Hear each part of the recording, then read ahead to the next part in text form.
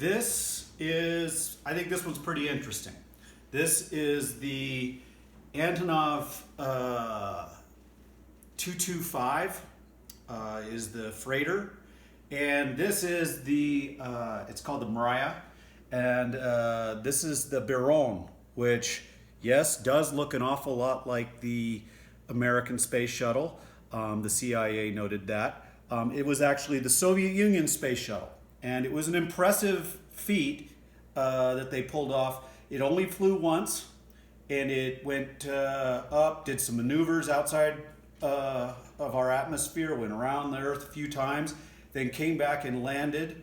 This was, I think, in 1988, all on a computer program, no pilots, and landed within 10 feet of where they wanted it to. It was a very impressive thing. Unfortunately, it was being funded by the Soviet Union. For those of you who are 30 years old or younger, there was a thing called the Soviet Union, and the Soviet Union couldn't handle the funding. So this went away. We don't even know where the Biron is right now, at least I don't.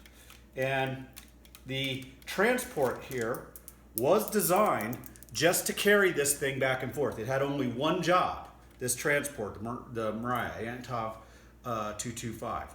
And so this went away, this program, but then they still had this giant airplane. And they decided, well, we're gonna fix up the plane in a different way.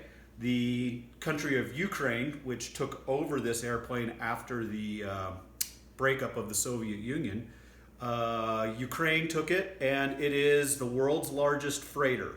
There's actually a bigger one that Virgin Atlantic made, but it can't carry near the payload this thing was modified so that it could open up, and it will carry 550,000 pounds of cargo. Now you compare that to the 747-800 or the A380, they'll carry about 380,000 pounds. So this thing is massive. It's got 6 engines instead of the original Antonov having 4, and it can fly like 8,000 miles carrying that much cargo. Massive airplane, and something that even today, there's only one of them in the whole world. And even today, when this thing goes and moves around, it makes the news because it means something really big is being moved and having to be moved pretty fast. So anyway, that's the Antonov 225. How many wheels did it have? It's got 4 across the front, and then what I put on here was 20, but I think it was actually 22 in the back that hold its weight up. And it not only did it have to have that number of wheels to support what it was carrying, it had to spread the load of the airplane and whatever it was carrying over the tarmac, because there's so much weight that if they just put it on, like, say, 10 wheels, like a 747, it would just push through the tarmac. Massive airplane, really cool. It doesn't have these Soviet flags on it anymore. Now it's got a Ukrainian flag because the Soviet flag is just a part of history these days. But it is in use. I think it's just recently come to the United States carrying something, and it'll go back out. So anyway, that's it.